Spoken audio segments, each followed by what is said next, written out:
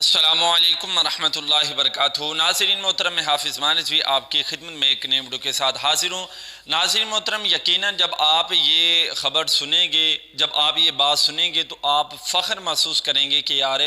ہمارے جو قائد ہیں وہ اتنے بہادر ہیں، اتنے شیر دل ہیں۔ ناظرین محترم، علامہ سعد حسین رضوی صاحب کے ساتھ جیل کے اندر کیا ہوا، کچھ باتیں ہمارے سامنے آئی ہیں، ابھی آپ کے سامنے رکھتا ہوں۔ اس سے پہلے گزارش ہے کہ چینل کو سبسکرائب کر کے نوٹیفیکیشن ضرور آن کر لیں تاکہ نئی اپڈیٹ آپ کو بر وقت ملتی رہے۔ ناظرین محترم، جب علامہ سعد حسین رضوی صاحب جو ہے وہ رہا ہوئے تھے تو انہوں نے بظاہر تو جو ہے وہ کوئی بھی گلہ شکوہ نہیں کیا، کیونکہ جس طرح قبلہ امین المجاہدین ان کے ساتھ بہت کچھ جیل کے والوں نے کیا، لیکن وہ بہت ساری باتیں جو ہیں انہوں نے چھپا کر رکھی، کسی کو بتائی نہیں۔ تو الحمدللہ علامہ سعد حسین رضوی صاحب ان کے نقش قدم پر چل رہے ہیں، ابھی تک انہوں نے کوئی چیز اس طرح کے ہمارے سامنے نہیں کی۔ جبکہ مبشر لقمان جو ہے سینئر صحافی ہیں، انہوں نے پوچھا کہ مجھے خبر ملی تھی تو میں نے سوچا کہ میں عوام کو بتانے سے پہلے میں آپ سے اس بات کی تحقیق کر لوں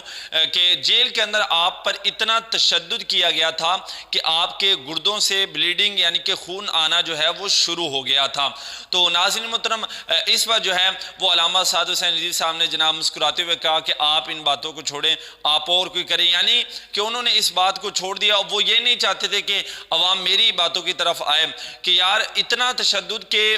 گردوں سے آدمی کا خون آنا شروع ہو جائے۔ اور دوسرا کہ جب ہم عرس مبارک پر گئے تو وہاں پر ہمیں ایک بات جو ہے وہ علامہ ظہیر الحسن شاہ صاحب انہوں نے بتائی، انہوں نے کہا کہ علامہ سعد حسین رضوی صاحب کو یہ جو ہاتھ ہیں، یہ ہاتھ اس طرح پیچھے کر کے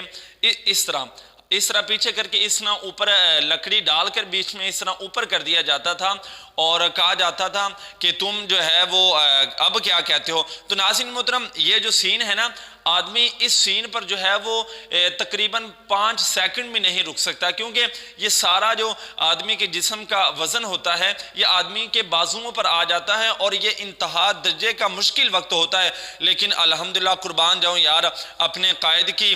جو ہے وہ عظمت پر، ان کی شان پر، ان کی بہادری پر، کہ انہوں نے وہاں پر لٹکے ہوئے بھی کہا کہ میرا ایک ہی مشن ہے اور وہ ہے حضور کے دین کو تخت پر لانا، وہ چاہے میری جان بھی چلی جائے میں اس مشن سے کبھی بھی واپس نہیں آ سکتا۔ الحمدللہ ہمیں اس بات پر فخر ہے کہ رب تعالیٰ نے ہمیں ایسا قائد عطا کیا۔ ناظرین محترم، انشاءاللہ آپ کو تحریک لبیک اور علامہ سعد حسین رضوی صاحب کے جو